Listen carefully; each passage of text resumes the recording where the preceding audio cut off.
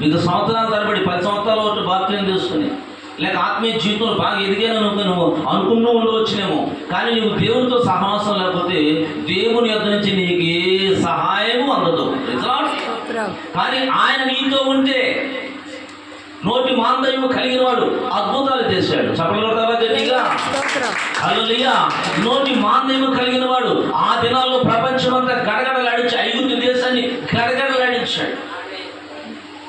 మనకేం అర్థమవుతుందంటే నువ్వు దేవునితో సహవాసం చేస్తే నీలో నుంచి బయటికి కొన్ని క్రియలు బయటకు వస్తాయి. హల్లెలూయా. నార్మల్గా ఉన్నాం అనుకోండి, ప్రార్థనకి వెళ్తున్నావు వస్తున్నావు, భక్తి చేస్తున్నావు వస్తున్నావు, కానీ నీ నుంచి ఏ క్రియలు రాట్లా.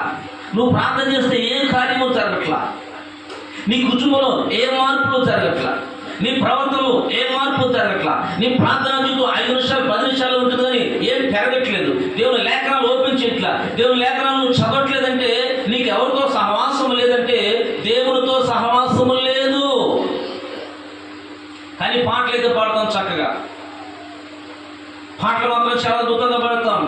యేసు నీవే కావాలయ్యా, నాతో కూడా రావాలయ్యా, యేసు నీవే కావాలయ్యా, నాతో కూడా రావాలయ్యా, కరుణా నీ దివ్య సన్నిధి నన్ను ఆదుకునే నా పెన్నిధి, కరుణా నీ దివ్య సన్నిధి నన్ను ఆదుకునే నా పెన్నిధి, నీవే కావాలయ్యా, నాతో రావాలయ్యా, నీవే కావాలయ్యా, నాతో రావాలయ్యా, యేసు నీవే కావాలయ్యా, నాతో కూడా రావాలయ్యా. హల్లెలూయా.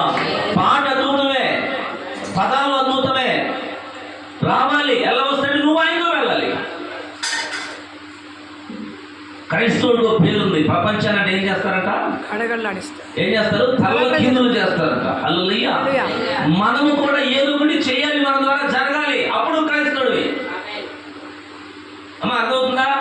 ప్రభు ఇద్దరు నేను బలపరచుడు, క్రైస్తవుడు నీలోంచి కొన్ని కార్యాలు జరగాలి. కార్యాలు జరగాలంటే ఆ పవర్, ఆ శక్తి నీకు ఎలా వస్తుంది? సహవాసం చేస్తారు.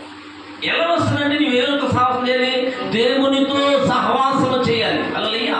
ఒక రాజకీయ నాయకుడితో సహవాసం చేసేవాడు పోలీసులు బెదిరిస్తాడు, తెలుసా నీకు? ఒక ఎమ్మెల్యేతో సహవాసం చేసేవాడు అధికారులు బెదిరిస్తున్నాడు, నీకు తెలుసా? ఏమా వింటున్నాడా? అధికారులు బెదిరిస్తున్నాడు అంటే ఏంటి? జస్ట్ కొన్ని సంవత్సరాల పాటు పవర్ ఉండే వ్యక్తితో సహవాసం చేస్తే అనేకులు బెదిరిస్తున్నాడు. పవర్ దిగిపోయేదా సామాన్యమైన మనిషి. అయితే సృష్టికర్త ప్రపంచాన్ని నిర్మించిన దేవుడితో నువ్వు సహవాసం చేస్తున్నప్పుడు ఆ సహవాసానికి తగిన క్రియలు నీ నుంచి బయటికి రావాలి.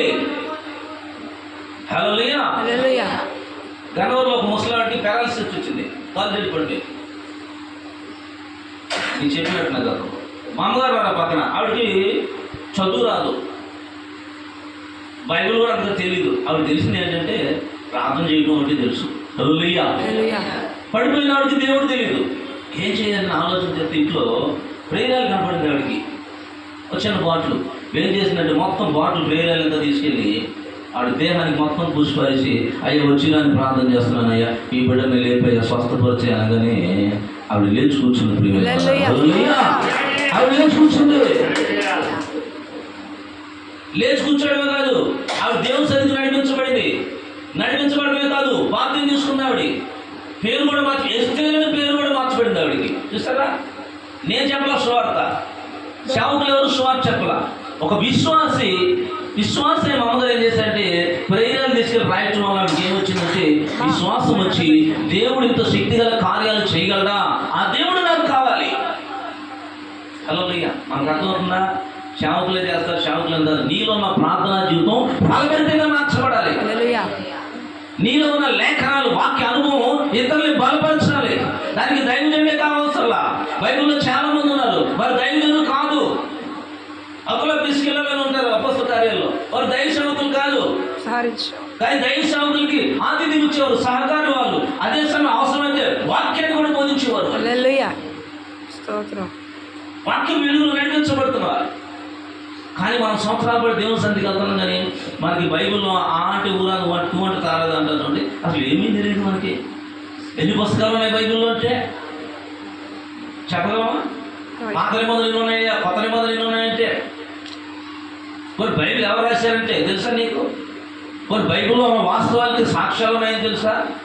ఇవన్నీ కూడా పరిశీలన ఎవరు చేసుకుంటారంటే ఎవరైతే దేవుని మీద ఆసక్తి కలిగి ఉంటారో వారు చేస్తూ ఉంటారు. హల్లెలూయా. ఆసక్తి లేని వారు ఏం చేస్తుంటారంటే కేవలం మందిరం మాత్రమే వస్తారు. మిగతా దినాల్లో ఎవరితో పని లేదంటే దేవునితో పని లేదు. ఇక్కడ యేసు ప్రభువు బేతనియా, బేత్లెహేము అనే గ్రామాలు ఉన్నాయి, పక్క పక్కన గ్రామాలు.